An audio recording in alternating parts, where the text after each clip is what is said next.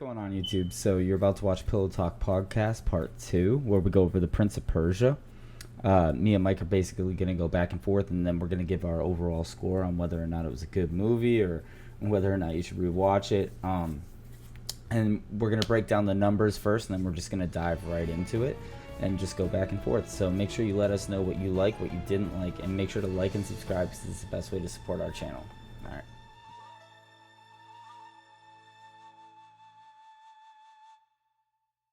To start off, I'm going to go over the director real quick. The director was Mike Newell. He was mostly a TV director, but he also did Donnie Brasco, Harry Potter, Goblet of Fire. Kind of one of my favorites, so that's going to be a talking point at some point. Then obviously he did Prince of Persia. He hasn't done much film since then, but it's been a lot of TV. The producers, it's notable to say the producers were a part of Pirates of the Caribbean. That was kind of a big selling point in the trailers, if you ever watched the trailers. And then, Mike, you want to take over the production numbers?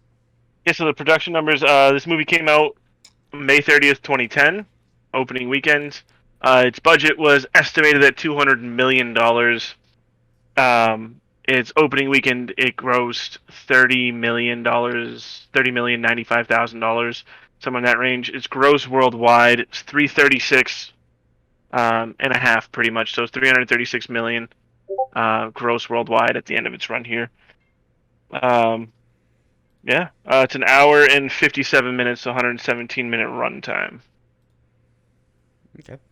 So, Mike, I'll let you kick it off. Where do you want to start? We have our 4 categories. I'll let you kick it off.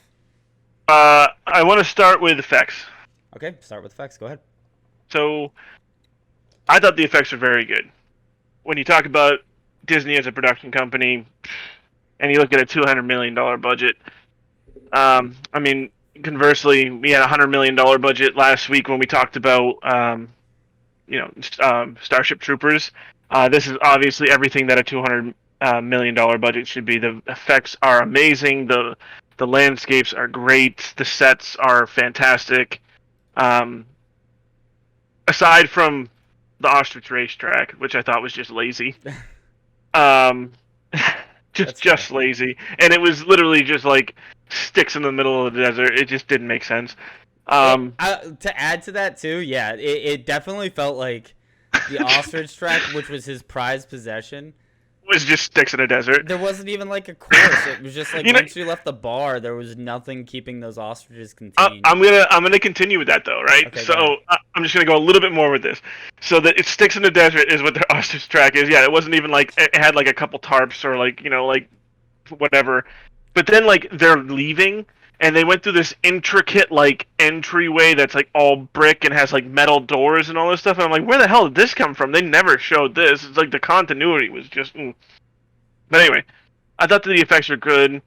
The visual effects look great, like when they were storming the castle at the very beginning. The whole city of Alamet. It all looked good. Very realistic. The fire effects were awesome. I thought effects-wise and the sets and everything were great.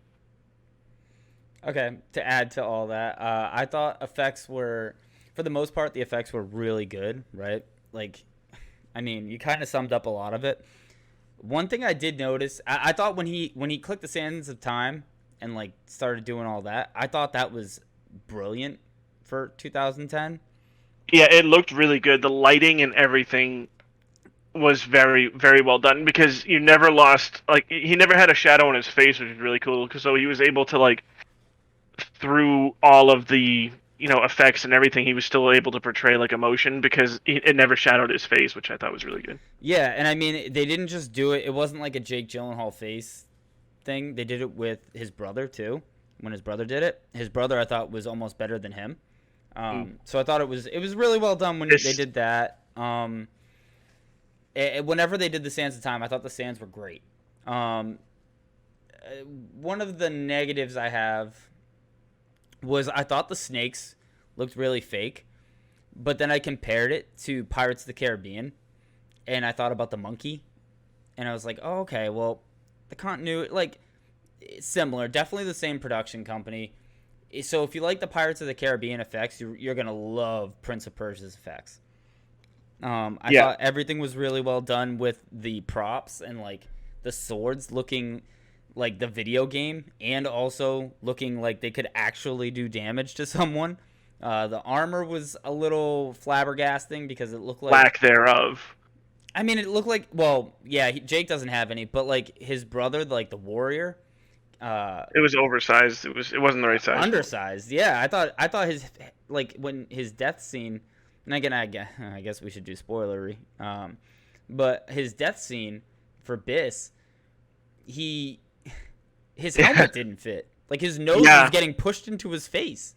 Yeah. So, I think that was them not accounting for the fact that he'd be lying down when he was delivering that line. Possibly, but you're right. No one really wore armor the entire time, but the costumes were really well done. I did want to point out. Well, I'll wait till cast.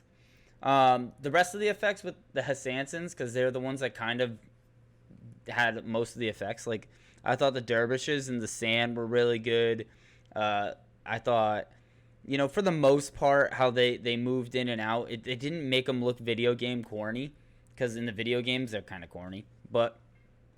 I thought they did a pretty good job with like the porcupine needles and like killing people with the knives, throwing knives. It didn't look super fake, like from a sitcom from the 80s or something like that. Yeah, but their throwing knives did negate any armor that anyone was wearing, so I don't really get the point of that. I mean, they're supposed to be assassins. I don't know. But and not to mention too that they were getting launched out of some like wrist shooter thing. So like, it's not like someone was throwing it through armor, other than the M'Baku. They're supposed to be ridiculously good assassins, right? And they're hitting someone in the middle of their breastplate and it's killing them. Well, if they're really good assassins, they would hit people in the throat or in the eye. We're gonna get to this. Oh yeah. That's all I'm saying. We're gonna touch on that. Don't worry. All right.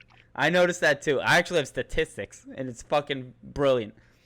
So, but effects-wise, good. The only like negative I had effects-wise that really like at one point I was like, man, I'm watching a movie, was the snake. And again, it's probably because it was 2010, and the only really good like movie at the time that had effects was probably Iron Man.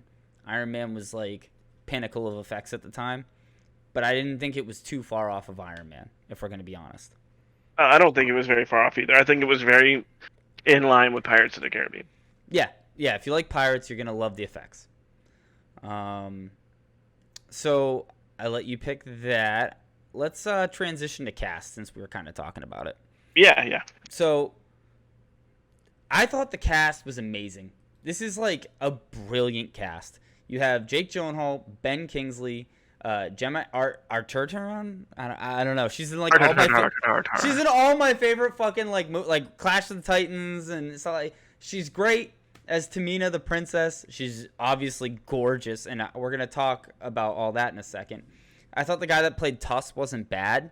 Like he really, like, if you break it down, he showed confusion really well, and his whole character is just fucking literally making life-altering decisions the entire movie.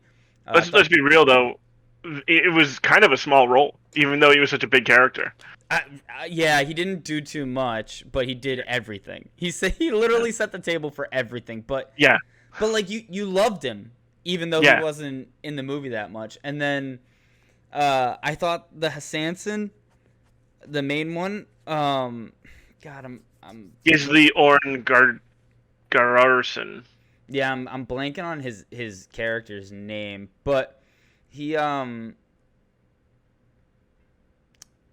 I thought he was a great cast. The makeup looked really good on him.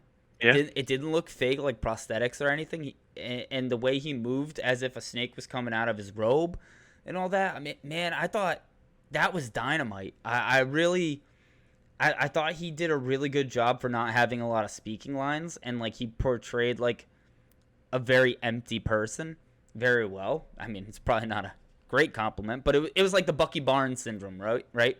Like, yeah. And not to go back to Marvel, but like with the Winter Soldier, I think Bucky said like 2 lines the entire movie, but you felt everything.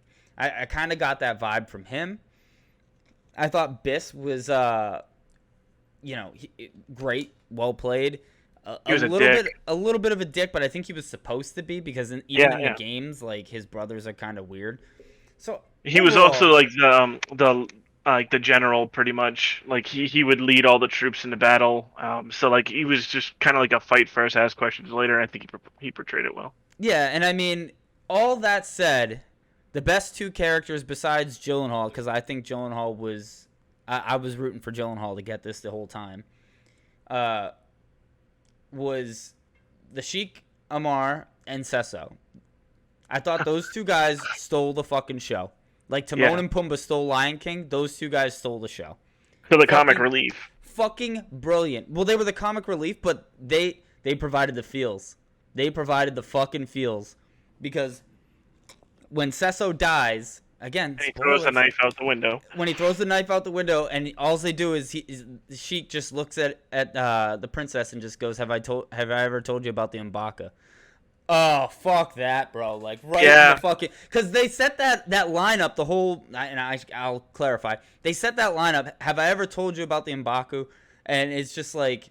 It's like four times throughout the movie. And it's like a comedy line the whole time. Like, have I ever told you about him? He kills people instantly with a knife. Have I ever told you about him? He's going to kill you if you run away. Have I ever told you about him? He's going to kill you if you try anything on me. And then all of a sudden it's just, have I ever told you about him? He's fucking my best friend. You know, I got that vibe. And it was just like, first time I watched that movie, I was like, not crying, but like, I was like, oh, fuck, this movie just took a weird turn. Like, it made you feel, it was kind of like a video game the whole time. The cast played it like a movie, but I still had the feel of a video game. And then Ben Kingsley. Yep. Ben Kingsley is Ben Kingsley. Like, I don't know what you want me to say there. He has amazing range, yeah, for sure. I agree. I agree with everything. I really think Ben Kingsley played things really well.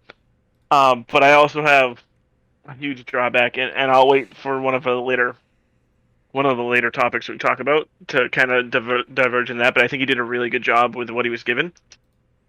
I think the King did really well because, like, I think he provided a lot of the emotional feels too. Like, he gave a lot of empathy towards, essentially like this loner on the street that he picked up and out of nowhere, and he entrusted him so much, as if he was his own son. And like when they have the talk with him, when he has the apple and he's talking with him right when they take over the city, and he's telling him, well, you should have stopped him from fighting because you knew in your heart it was wrong.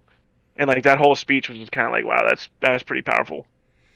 Yeah, I mean that was really cool, and I kind of want to tie it back to Mina. Oh, sorry if you guys can hear that. It's storming out pretty good here. I want to tie it back to Tamina for a second, where I feel like, she could easily be typecast as like this just beautiful girl, and like, because she's she's top of the line gorgeous, and they hint at that the entire movie. But I noticed too that, like, unlike Clash of the Titans or whatever, like Clash of the Titans, she's in some weird situations. You can kind of like her low cut shirt is constantly there, and it's constantly a focal point of her. They cast her for the hot body. Yeah, but in here, and I noticed that it was evident because I was looking for it. I was like, hey, are they gonna just her? Most of her scenes are just her showing off her body. There's some scenes where you easily could have looked down her shirt. Like, there was even one scene where, like, Jake Gyllenhaal's staring at her cleavage because she's got the sands of time in between her cleavage. And they did it tastefully. And that was, like, the only time that you really even got a sexual glimpse of her. They, like, really covered her up. They gave her the shawl the entire movie. They gave her super loose, baggy pants when she had pants on, and she wasn't in a dress. Even when she was supposed to be beautiful in a dress, all you really got a glimpse of was her face. Like, they did her so tastefully, and they let her act in this movie, and I adored it, bro. I was like, oh my God. I'm gonna go back though. Disney.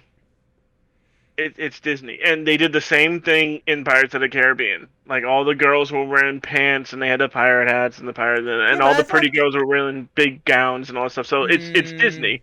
Disney Knightley was in. She was just in her underwear in one movie. Or in one movie, but she was wearing a corset, so like it pretty much covered almost everything.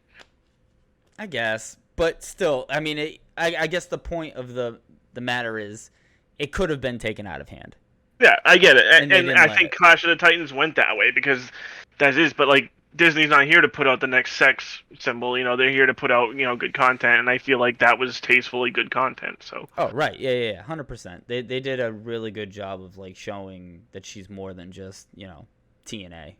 right, She was really well done. I fucking loved it. Um, Outside of that though, I think the cast was. I think we can agree the cast was like A tier. Maybe not S tier, but it was definitely A tier. yeah, I think we can agree on that. But I did have some of my drawbacks with some of their picks, but I'll just explain why. And Do you want to just move upcoming. into plot then? Yes, I do want to just move into plot then. Okay. And you're getting a view, you're getting my view of the plot without having played any of the games because from what I understand, this follows right along with the games. Um, I thought the plot was terrible. It was awful. The continuity was terrible. Everything was way too predictable.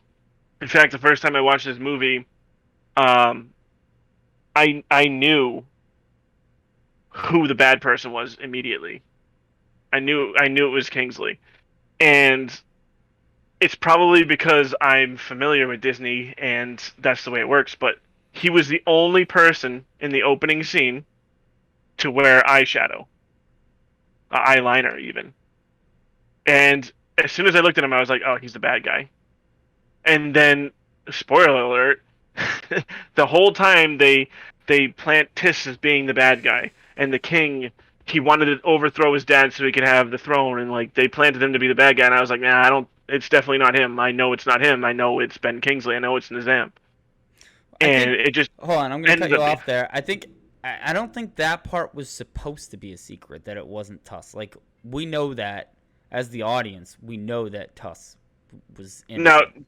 Do you know that because you played the games, or do you know that because it was No, portrayed in the movie? Because portrayed in the movie, everything that they say is Tiss. Everything that like he got the robe from Tiss. He was told to, you know, attack the city. Tiss wanted to attack the city, but they didn't ever say that Nizam was the one that put him up to it until he started like asking questions. Until we already knew for sure that Ben Kingsley was the bad guy. no, I didn't know. I didn't know it was Ben Kingsley. I knew. Okay, my hint that it was probably Ben Kingsley was because you didn't hire Ben Kingsley to just play a side character. Right. And That this was is a my hint. huge plot hole for me. Humongous. Because like, there's supposed to be some big twist where he meets Nizam in the city under secrecy. There's supposed to be some huge twist there that he's going to get double crossed. And the entire time when he's like, oh, I just need to talk to my uncle, I was like, no, because your uncle's going to try and kill you. And, like, I knew this, like, 20 minutes before it happened. So, like, to me, that's a huge plot hole. And I thought it was just terrible because if they showed a better relationship between Destan and Nizam, maybe I would have thought that it wasn't, but it was so cold from the very first time we brought him up onto his horse. It was so cold that whole time. So then it goes on from there, and this movie is essentially Aladdin. It's a murderous Aladdin movie. That's all this movie is. Street rat. I don't want that. It's like that was playing in my head the whole opening scene. It was awful. Um, to the point where I'll say I think John Carter is a better movie than this. And I know that's going to get a lot of flack because John Carter is not a very good movie, but it's the the storyline, the plot, and everything else about John Carter makes way more sense than it does here. Um, Wait, what? What? No, yes, it no, really no, does. no, So, no. dude, But think about it. This movie is a mixture between Aladdin and John Carter, and try and prove me wrong. no, this movie is Prince of Persia. No, Is Prince of I Persia mean it probably might be Prince of similar in Persia ways to Aladdin? But yeah, every it way. might be. Not every way. What do you mean? The kid was a prince for most of his life, where Aladdin wasn't. Aladdin met a fucking genie. He didn't meet a genie. Yeah, but like, okay, so This kid had no friends. A poor kid. He had friends. He saved the kid's life. He saved the kid's life, and then he had to join the palace. You think he went And then back to the streets and was like, "Hey, Abu, you want to hang out, bro?" No. Dude, so he started off as a starving kid on the streets who came into fortune and found his way into the castle. That's Aladdin. Dude, that's a lot of movies though. That's Captain America.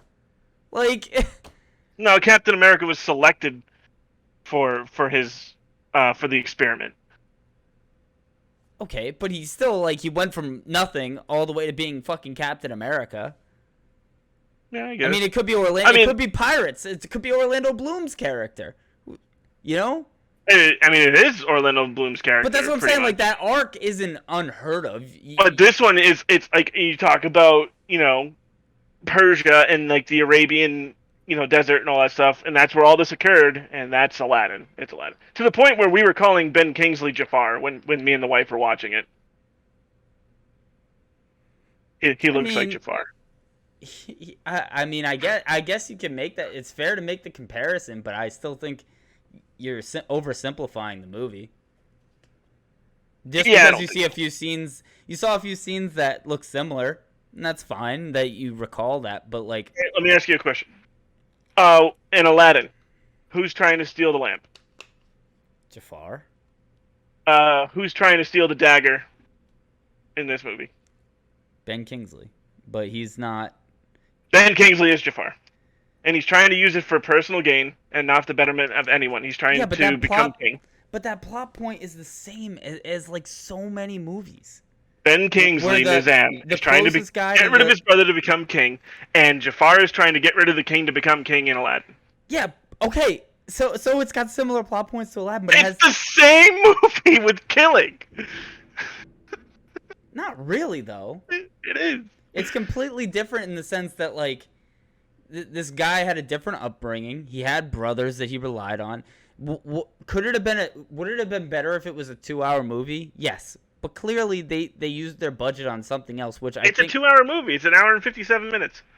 Or a 3-hour movie, whatever. It could have been longer. I agree. It could have been longer. And that's my only negative on the plot points is it could have been longer, where you could have built up relationships more and made Tuss and Biss more impactful. Because, like, one of the things I have as a negative is I truly just didn't care about Biss. I was like, when he died, I was like, why are you upset right now, bro? Yeah, he was just a character to further the plot. But, like, to simplify it and be like it was Aladdin, when Aladdin had a genie granting him wishes and he was his goal was to fall in love with a princess, this guy's goal was driven by like clearing his name and saving his father and saving his brothers. Like the whole movie was built around a completely different motivation than Aladdin. Good question. Aladdin was trying to be, a thug and this dude was just trying to clear his name. It was more of an Iron Fist storyline than it was Aladdin. Question. How many times did Jake Gyllenhaal use the Sands of Time? 3. How many wishes did the genie grant Aladdin? 3. Hold on. Did he use it only 3 times? He used it only 3 times. He used it when he refilled it? No, he used twice it. In the first fight. Yeah, and then he used it 4 times. He used the sands at the end. He's the one who pressed the button at the end, so he used it 4 times. No, but Biss pressed it in the bedroom. It wasn't him. And he used it twice in the first fight with her, and then he used it once with the Cobras, and then he's the one who, when the sands were flowing, he used it there too. And Kingsley is the one that inserted it.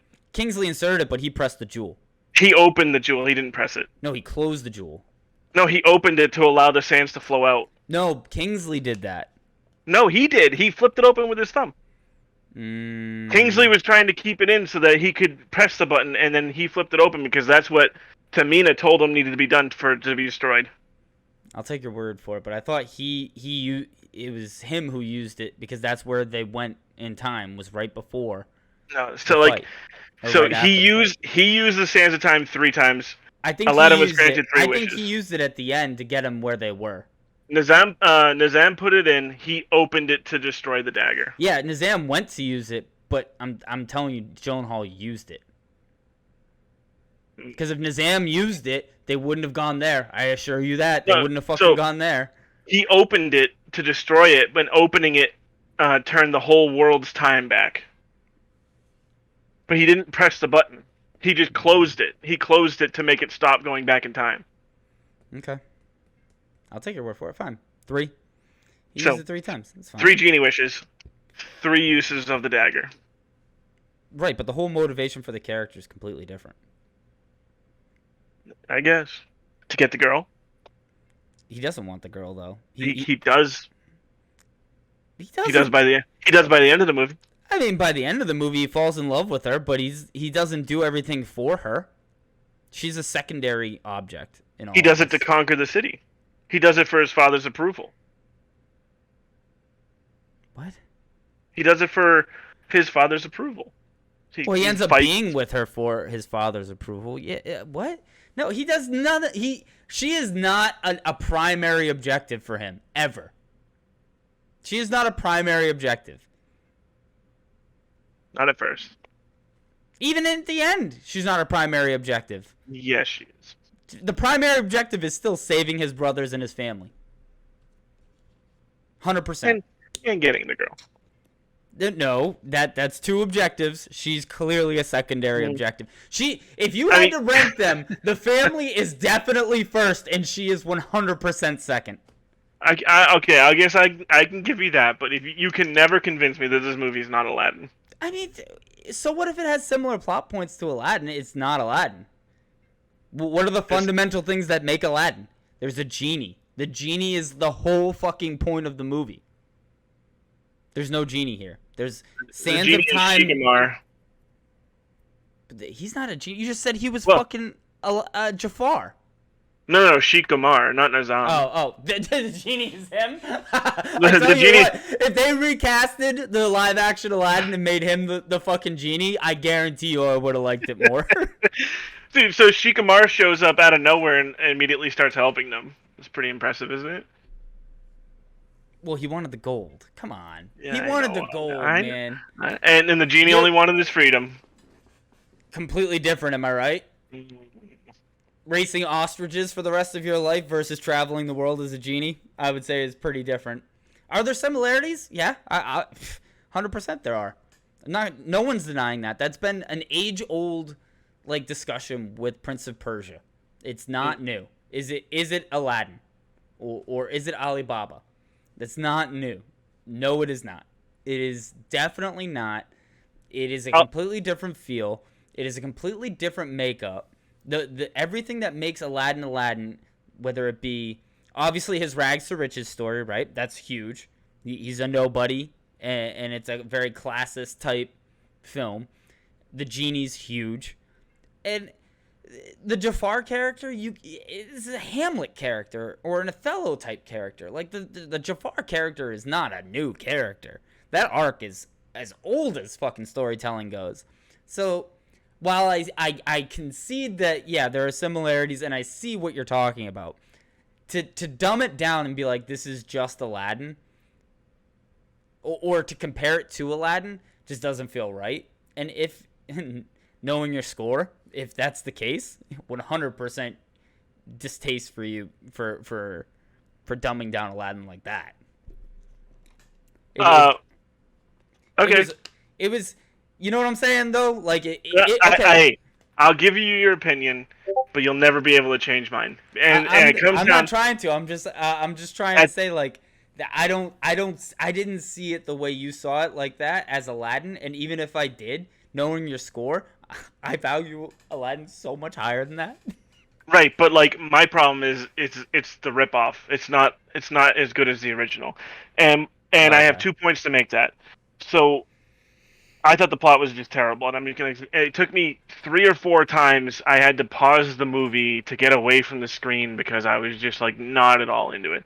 Then I come back to it, and then at the end of it, you look, okay, so this came out around the same time as, Pirates of the Caribbean and all these other awesome franchises. If this movie is so good, where are the sequels? Where are they at? They need sequels. Oh, do they? Because it's been 12 years. They should have at least 6 sequels by now if you go by the Pirates of the Caribbean timeline. Yeah, You'll never be able to convince me that this movie's as good as any one of those just because it's not point proven. How many video game movies have sequels other than Resident Evil? That's a tough question because some things, the movies came first and then the video games came after, right? No. Video games first, movies. How many of them got sequels? I can tell you the answer. Well, The Witcher's a TV show, and they're going for season 2. Yep. How long? We're 12 years removed from that. But what I'm saying is, they tried the sequels with video game movies, and it's just not sustainable. Mortal Kombat killed video game anthology in film. Resident Evil is the only one to do more than a sequel, and Resident Evil is terrible. The fans hate it, and now Resident Evil is backtracking. They resold the property. They had to buy back the property because the director bought the movie rights, and hence why Mila Jovovich was able to do whatever the fuck she wanted. There's a lot of backtracking there, and I'm telling you, this movie, had it come out today, would have a trilogy. Right. But because it came out when it did, and people were like, about video game movies in general, I think that's why it doesn't have a sequel. So you ask a question, I'm just giving you my opinion. That's why I get it. I think, dude, honestly, if you gave me a sequel, I would have been right there because I thought they did such a good job with this one. I thought start to finish, it was great.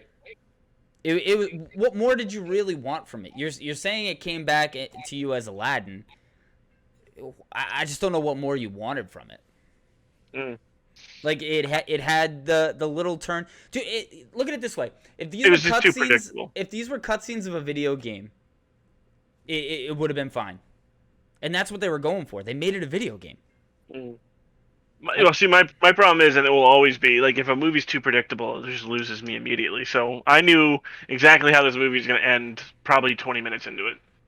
And I get that. And that's the part that kills it for me, I guess. And that's why it's such a hard watch for me. But let's move on to the villain, though. Let's move past, because we could argue about the plot for the next 2 hours. Was I done with the plot? Or do you have more? I think I was going to touch upon so bullet points, I guess. I love that they didn't go back in time at the end before the fight. I love that wasn't foreshadowed. I thought that was really good writing. Right? What was done, and Dastan needed to learn his fucking lesson, right? Because you wanted the girl. Nope. Because you wanted the girl. I mean, if he wanted the girl, he still could have gone in the city and stopped the fight. He could have done both. But I love that it was like, hey, you can't undo everything, even with magical powers. Learn your lesson, move on. And then I did love that theoretically, quotes, he used all the sand in the very beginning, right? For no reason. No reason at all, he just used all the sand. I love that it wasn't lingering around like he knew he had more sand. I thought that was really well done. And the way he did find out he had more sand furthered the plot, right? Like it wasn't just like, oh, I have these vials of sand, like shitty storytelling where like conveniently someone has more sand. You know what I'm saying? I thought that was really well done. And I thought one other really good thing about the movie, well, good and bad, is that they killed everyone. Right? Everyone died. The bad thing is, I wish they hadn't made it so obvious that they were going to kill everyone to bring them back. That was the only thing I thought. Like, if you were going to kill everyone, you didn't need to make it so obvious that in domino effect, they were all going to die. Yeah. Because it foreshadowed Tamina's death to me. And to be honest, I was like, man, I just let her go, man. You're going to turn back time anyway. Like, so there was some obvious foretelling. But, again, that's a video game, right? Yeah. So, like, you're playing Halo, Cortana shits out. It's like, halfway through the game, Cortana's coming back, right? So, I mean, give and take. Remember what you're working with, and that's how it got me through. But you're right. We can move on to the villain. All right. So you wanna start? Yeah. So obviously the villain is Nizam. And for me, it was way too easily recognizable. I knew it before, like while everyone was assuming that he was still a good guy. And then I think the assassins were awful. Didn't make any sense. How they had the powers that they had didn't make any sense. How they traveled didn't make any sense. The fact at the very end where they're fighting along the sands of time, and then the assassin leader is just down there waiting for him. Oh, great! So you could have traveled and gotten the dagger, and then traveled and gotten sand, and then traveled to Nizam and got it through your stupid little whirlwind things, and ended the story in 5 minutes. Cool. Stupid. It was stupid. Not to mention, Nizam isn't a strong character as far as fighting goes. He's kind of weak this whole time, so he's way too easy to beat, and he's always trying to like outsmart Destan. Wait, what makes you think he's not a strong fighter? He was a stronger fighter than his father? Well, he killed Tuss with one swipe, like yeah, but he hit him when he wasn't expecting it. Okay, he wasn't expecting it, and then everywhere else they went, he didn't even have a weapon with him. He just relied on his archers to try and kill people, and then he went to the assassins, and he relied on them. He never took care of anything himself, except for poisoning a robe that killed the king. That's all he did. But it doesn't mean it doesn't insinuate he's a bad fighter. They talk about how good of a fighter is the entire movie. Yeah, because he saved the king from something. Killed a fucking lion. Yeah, it's a lion. Don't worry about it. Yeah, no big deal. No big deal. I just think they talk. You're right. They don't show him being a good fighter until he fights Dastan at the end. And even then, it's like a 14-second fight. Yeah, I mean, it is. And then Tuss comes to him right to the heart. Wait, slits his throat. I mean, there's not much you can really do about that. I will say though, right then and there, I was like, Tuss, what are you doing? Like, he just told you that your uncle was evil. Oh yeah, no, I'm talking about after that when he's trying to attack the Destan's back, and then Tuss stabs him right to the heart. Oh yeah, yeah. I mean, I was like, ooh, that I like that part. Yeah, that part was dope. I thought Ben Kingsley was fine. I thought he was great. I mean, to be honest, he was sinister. Too obvious. I thought in the beginning. I mean, yeah. I mean, it probably was pretty obvious. I remember just because it was Ben Kingsley, I was like, okay, dude, Ben Kingsley's on the cover of the poster. You're the bad guy. Yeah, I kind of knew he was the bad guy from the beginning, just because like process of character elimination. The only guy wearing eyeshadow and eyeliner. I mean, if that was your tip off, then that was your tip off. But realistically, I mean, I thought he was great. Thought he was fine. My problem was the Assassins. The Assassins were secondary villains, but they were hired to be the primary villains by Nizam. And I will say that they showed off that they were true assassins at times. Like when the whole village was dead when they got there? No, I mean, like, if you notice, Dastan never 1v1s any of them. He needs help in every single engagement with one. He never 1v1s a single one of them. So that subtle but really good storytelling, he can't fight them 1v1. Don't know if that's a knock at Dastan's fighting ability, or if that's a tip to them being that good. Pretty sure it's a mix of both, because he kind of looked lunky at times, and in the games, he's a shit fighter in the beginning. Gets it together by the end. But never 1v1s him. But then, same fight in the village. We'll stick to the village fight. Same fight. The dude with his wrist shooter shot a not moving Biss, whatever his fucking name is, the brother, not moving, shot 10 shots, only hit him 4 times. And to your point, in the chest, not the face. And what does that do? it comes back to bite him in the ass because then Biss kills one of them. Helps Dast. Right. Well, I should say helps Dastan kill one of them. But, this is what I wanted to mention in the plot. Did you notice how he killed him? Which one? How Biss killed the Sanson going after... Yeah, his brother is kneeling over him, and he sits up really quick and then stabs the dude right in the heart. Just like their dad. Just like the uncle saved the dad. By placing the spear into the ground and letting the prey jump on it. I thought that was really subtle nod. Loved it. That, kind of showing the bond of brothers. I don't know. It made me emotional. No, that actually really did make me like Biss a lot more. It was like, oh, okay, I see you. Yeah, now that you're dying, I actually like you. I know, right? Get the fuck off my screen. Yeah, it's like every time Dastan told either one of his brothers anything that made him believe him, they immediately died. Yeah.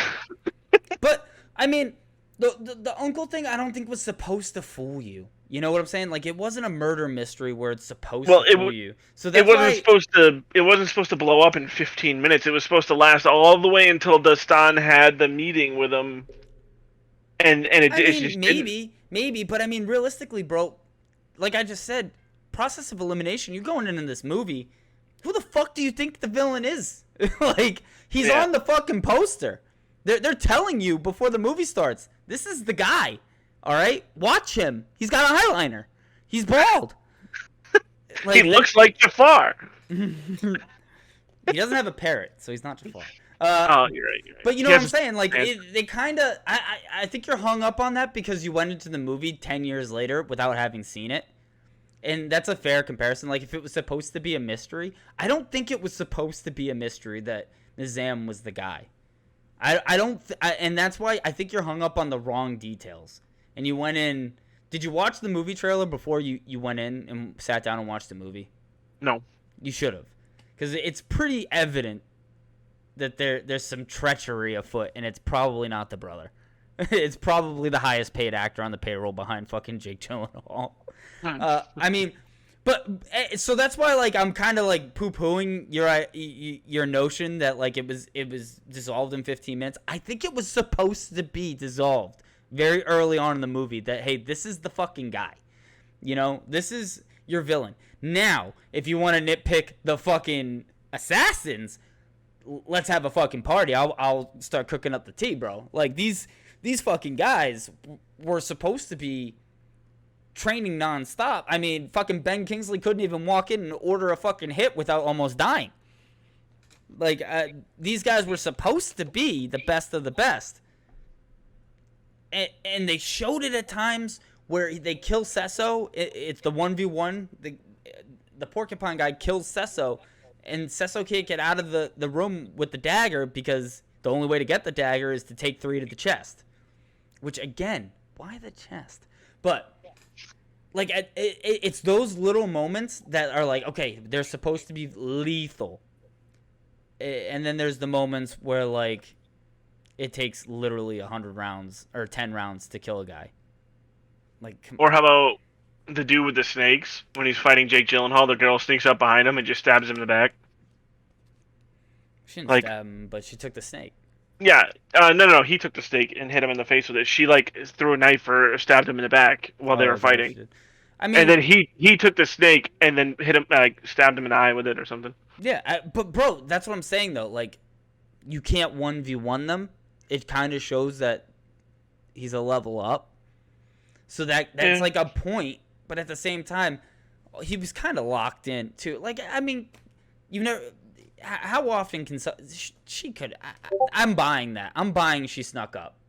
Like, I'm not selling that. There's a lot going on. My thing really is, like, the fact that he was just down there waiting for him to get there. And I'm like, oh, so your little whirlwind pieces of crap things, they can travel down here without any issue, but you couldn't just take care of the one thing that Nizam wanted that would have gotten rid of all this. Like, you had to go this really ridiculous plot line just to show that you could be there ahead of time. There was nothing more that dude could have done. He got him the fucking dagger. Nizam he could have got him the sand. No, he needed to stick the dagger into the sand. Nizam had to be there. Nizam was just he's an idiot and just couldn't get down there. Yeah. I don't know. think that plot point you're hung up on too, where like, yeah, the Hassansons could have got in there, but Nizam couldn't, and Nizam's the one that needed to get in there. Because they even had that little secret meeting in the carriage, which, by the way, that was another nitpick. How you're the sneaky assassin and you have to hide in a carriage that's all black in the middle of Persia, in the front door? Hello? Like, maybe be a little more subtle, bro? Have you not seen Live PD? So here's my other thing about that too. He gets snuck in by Tamina by carrying the dude, but they don't show him getting through the gates because he would have been easily recognized. Nothing was covering his face, and then he gets onto his father's like burial cart thing, but they never show him getting off of it, and they just show him like walking around the city again. I'm like, well, so the easy part to me is getting in. Getting out with anyone else without anyone seeing you is a lot harder. I don't know. I just feel like there was a lot of continuity issues and it made it hard to watch personally. And maybe it's because the flow of the movie was more like a video game, but to me it was just hard to watch.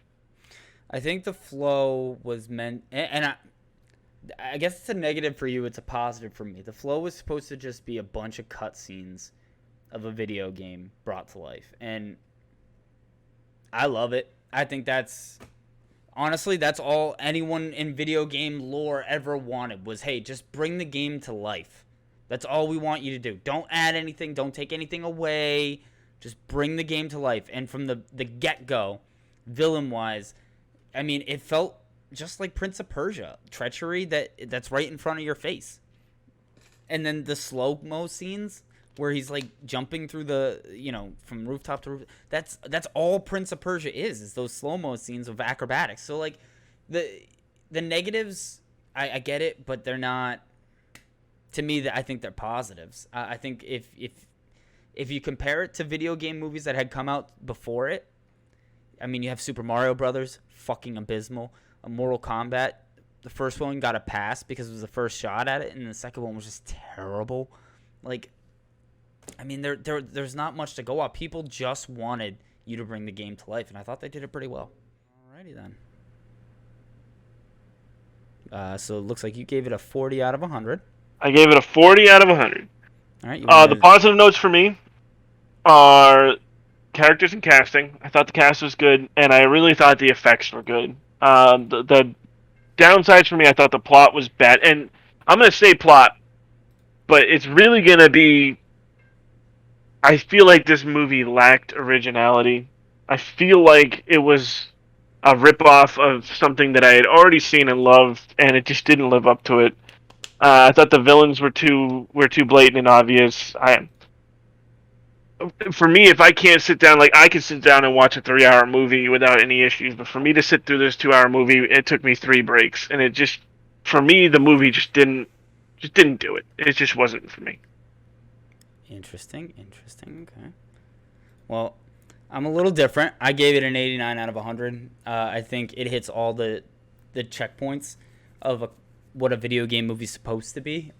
It didn't do anything to blow you away. It just did what the game was and what everyone loved about the game. It loved the acrobatics.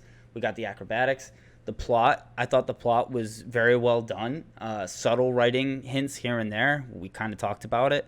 I thought they didn't shy away from the humor that is in Prince of Persia. They amplified it with Sheik and Sesso.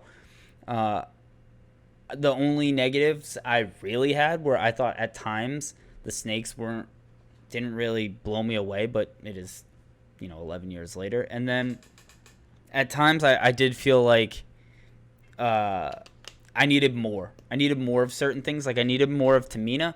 I needed a little bit more of the brother relationship, and I needed a little bit more of the uncle. I would have liked to see more of the uncle. And to be honest, I kind of would have liked a better development of Sheik and Sesso, because I feel like, to Mike's earlier point, if they wanted to, that would have been your sequel driving point. So, I mean, that's kind of where I left off with that. So, I guess in the grand scheme of things, if we're going to fucking move forward, let's just give our full grade, which is 65. So, I mean, that's our score. Again, I weigh it a little heavier than Mike, so in time, if you end up agreeing with me more or agreeing with Mike more, and you look back and you watch this, just know that I really liked it. Mike, thought it was Aladdin 2.0, or well, maybe 0.5, depending on how you look at it. But yeah, in the comments section below, let us know if you liked it. Like and subscribe to the video. Again, Prince of Persia, we gave it a 65 out of 100. Tell us what you liked about it, what you didn't like about it, and give us some hints for what you want us to do next week. All right. Other than that, take it easy. Have a good night.